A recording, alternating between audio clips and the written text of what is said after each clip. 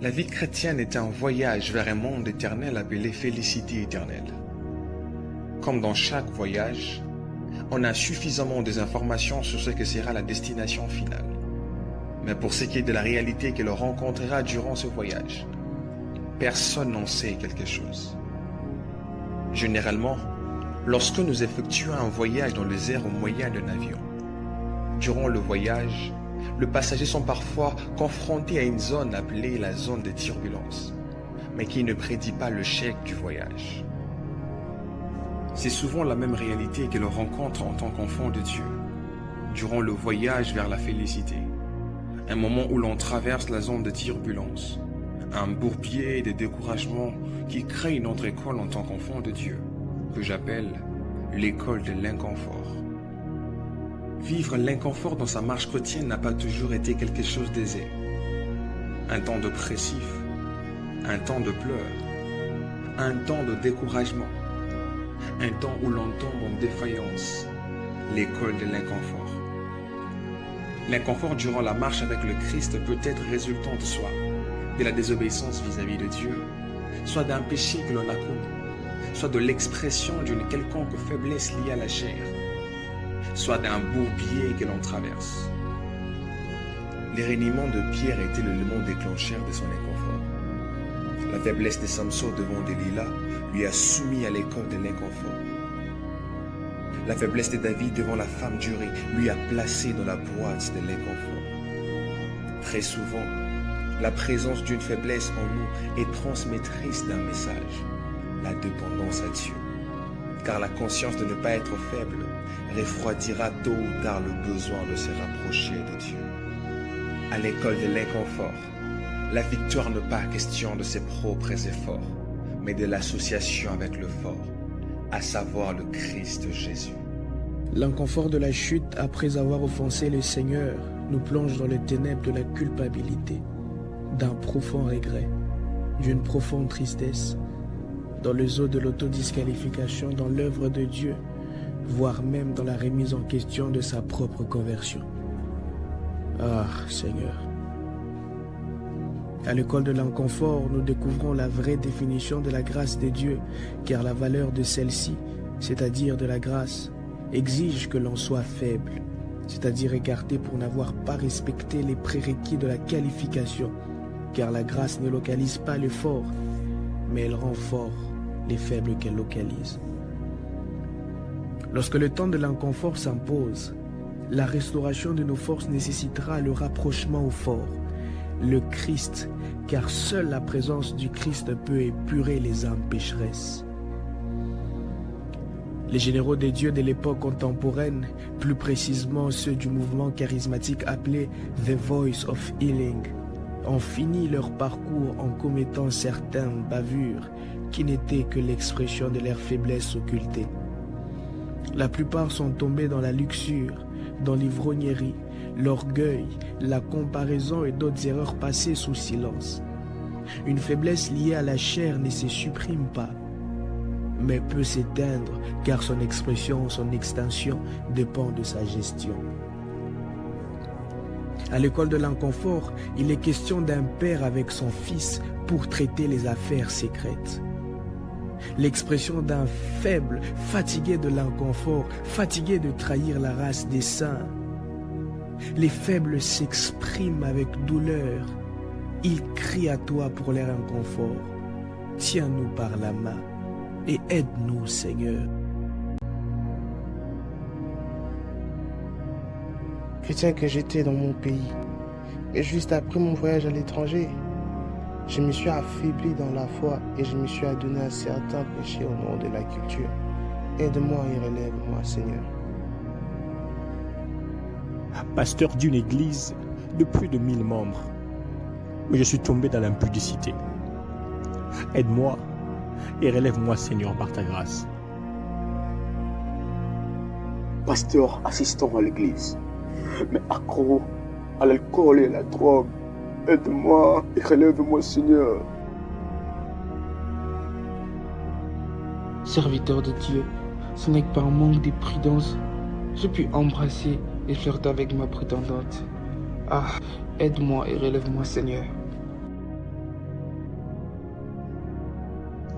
président de la jeunesse dans mon église, quand je regarde ce dans quoi je tombe, le péché que je consomme et tout le respect que les gens m'accordent, je ne pense pas qu'il me l'accordera encore s'il découvrait ma faiblesse. Chaque jour, la culpabilité me dévore. Quand je me souviens de mes torts, je t'en supplie, aide-moi et relève-moi, Seigneur. Épouse d'un serviteur de Dieu, mais durant son absence, je suis tombée dans l'adultère. Aide-moi et relève-moi, Seigneur. Évangéliste très connu, pris souvent comme modèle pour plusieurs. Mais à cause de mon erreur, les images de ma nudité ont été publiées. Aide-moi et relève-moi, Seigneur.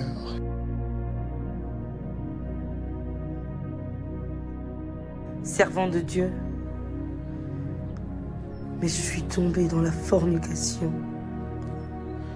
Aide-moi et relève-moi, Seigneur. J'évangélise en cours de route.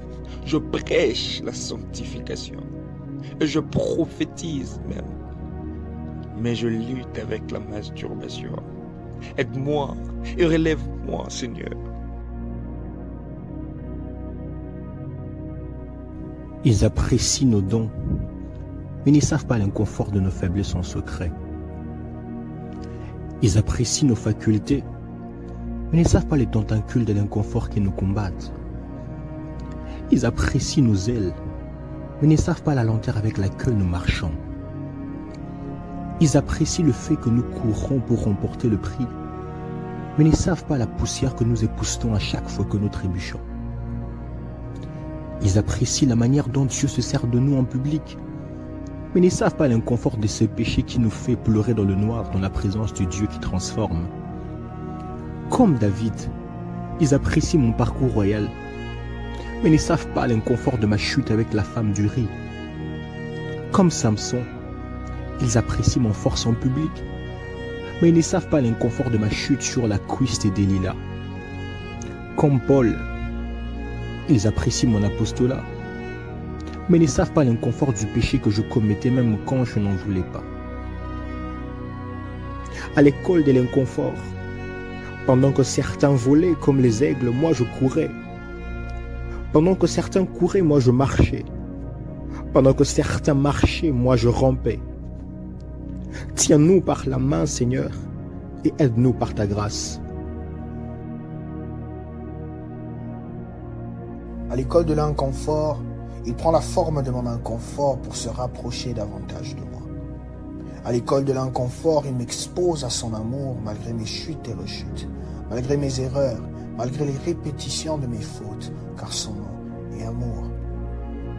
À l'école de l'inconfort, alors que ma faute était si grave, alors que je m'attendais à la disqualification, il se présenta à moi et il me dit « Mon enfant, je t'aime ».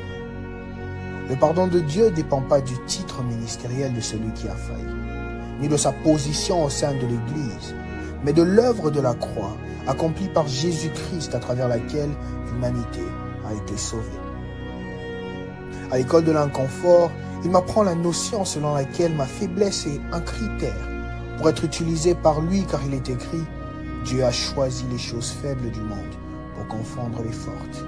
Et il a choisi les choses viles du monde et celles qu'on méprise, celles qui ne sont point, pour réduire à néant celles qui sont. » C'est à l'école de l'inconfort qu'il a changé mon sort, car quand je devais payer mes péchés par la mort, il a pris ma place et est devenu mon sponsor.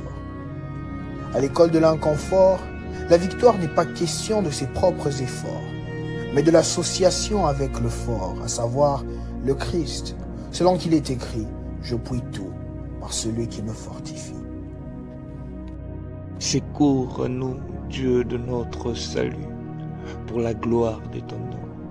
Délivre-nous et pardonne nos péchés à cause de ton nom. Secours-nous, Dieu de notre salut, pour la gloire de ton nom. Délivre-nous et pardonne nos péchés à cause de ton nom. Yo makasi ya bayebalemba na bolembu ya nzoto sala makasi na ngai liboso ya lisumu kolemba te kozala na nga. Pesanga loboko.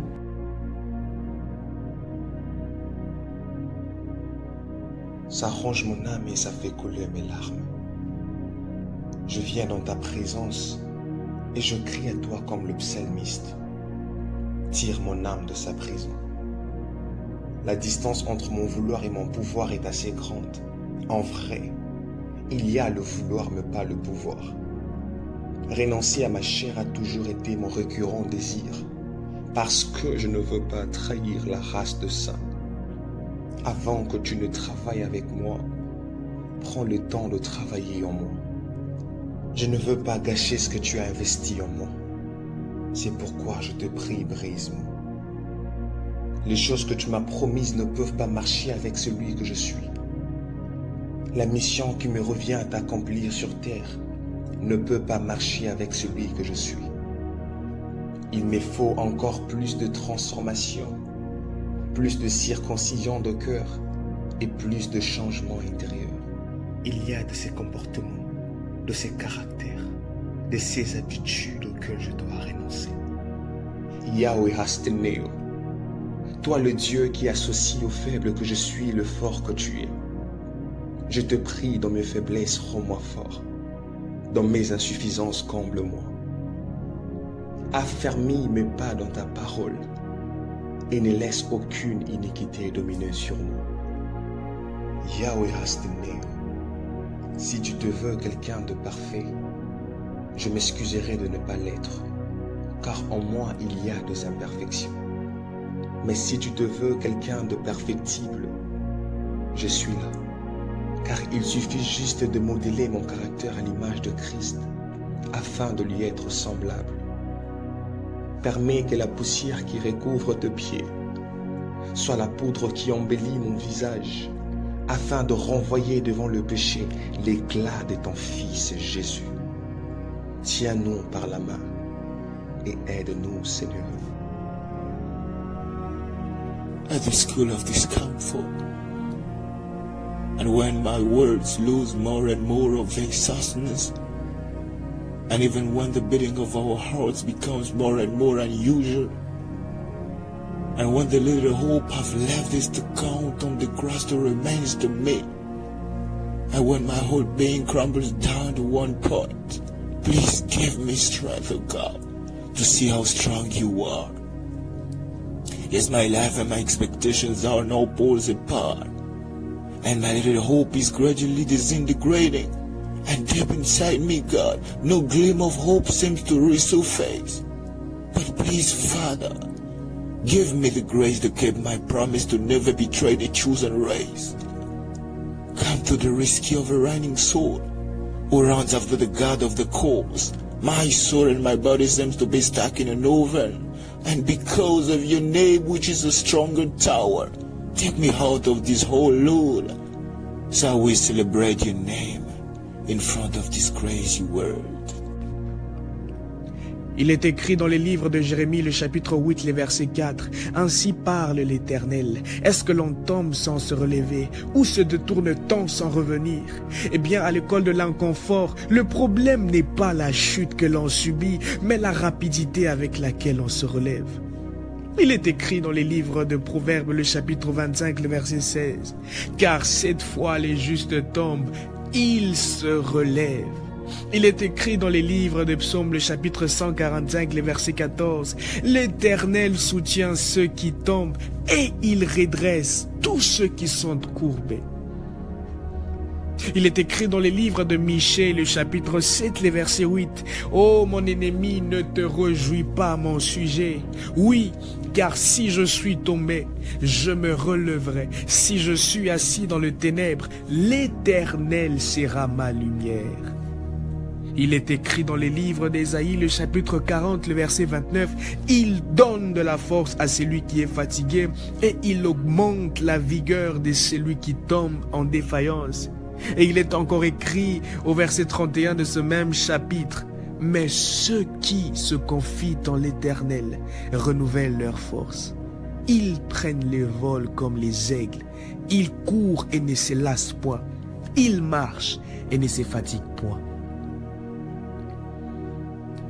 Rester assis après avoir chuté n'est pas la chose que Dieu attend de moi, car sa volonté est de me voir continuer la marche. Peu importe mes chutes, peu importe mes erreurs, je garderai ma tête. Je me relèverai et j'avancerai vers ma destinée. Malgré les blessures, des épines, de cet inconfort qui est mienne, je continuerai ma course, peu importe le rythme. Rien ne pourra m'arrêter à atteindre le plan de Dieu prévu en ma faveur, car je sais que je viens de loin pour aller loin, et seul mon Dieu en est témoin. Il est écrit dans la parole de Dieu que ceux qui se confient en l'Éternel renouvellent leur force. Ils prennent leur envol. Ils courent sans se lasser. Ils marchent sans se fatiguer. Il est encore écrit, l'Éternel est ma force. Je voudrais prier avec toi qui es tombé, avec toi qui es sans force pour pouvoir te relever. Maintenant que tu entends le son de ma voix, que la main bienfaisante de Dieu vienne sur toi, que le bras de Dieu t'entoure, que la main de Dieu te relève.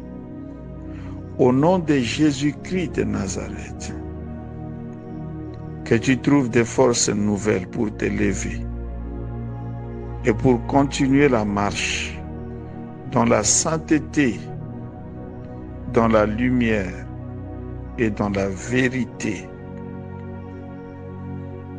Je prie aujourd'hui que dans le nom de Jésus, de nouvelles forces te soient communiquées. Au nom de Jésus, lève-toi. Reprends force. Marche sans te fatiguer. Cours sans te lasser. Et que l'Éternel Dieu soit ta force. Au nom de Jésus-Christ, le Seigneur, nous avons prié. Amen.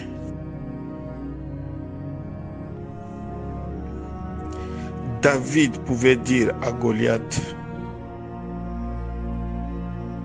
tout Israël aujourd'hui saura que ce n'est ni avec une épée, une lance que l'Éternel délivre, car la victoire appartient à l'Éternel.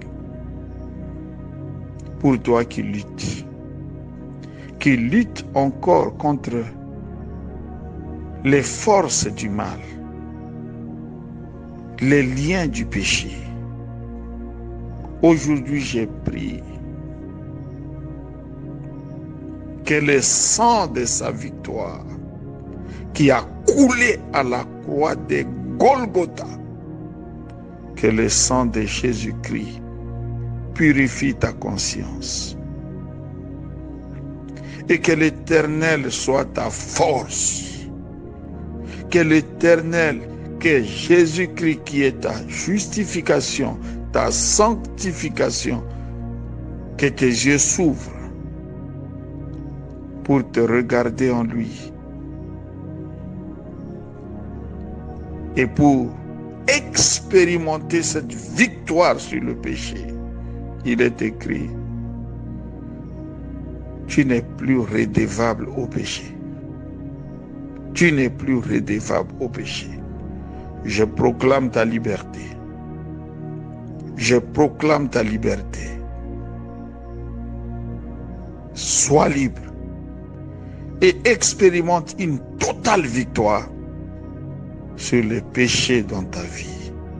Que l'Éternel te fortifie, que l'Éternel te relève, que l'Éternel te remplisse de la force pour marcher triomphant. Au nom de Jésus-Christ, nous avons prié. Amen. Accorde-toi avec moi dans cette prière. C'est pour donner ta vie à Jésus. Seigneur Jésus-Christ, j'ai aujourd'hui entendu ta voix. Et aujourd'hui, j'ouvre la porte de mon cœur. Je t'invite à accéder à ma vie, entrer dans mon cœur. Viens, Seigneur Jésus, et sois mon Seigneur, et sois mon sauveur personnel. Je voudrais connaître ce que sont l'amour et les plans de Dieu pour ma vie. Aujourd'hui, je t'accepte et je te soumets toute ma vie. S'il te plaît, Seigneur Jésus, prends-en la direction. Conduis-moi sur le chemin où je dois marcher et que je marche de ta vie, que je vive de ta vie. Et cela pour l'éternité. J'ai prié. Merci Seigneur Jésus-Christ. Amen.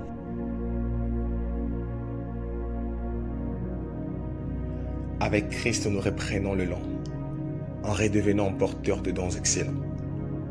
La reprise de la marche s'initie dès à présent, à cause du secours de l'Omniprésent. Maintenant que nous sommes debout, donne-nous de le rester jusqu'au bout. Lève ta main droite et témoigne ceci avec moi. Je suis un imparfait perfectible. Je suis un imparfait perfectible.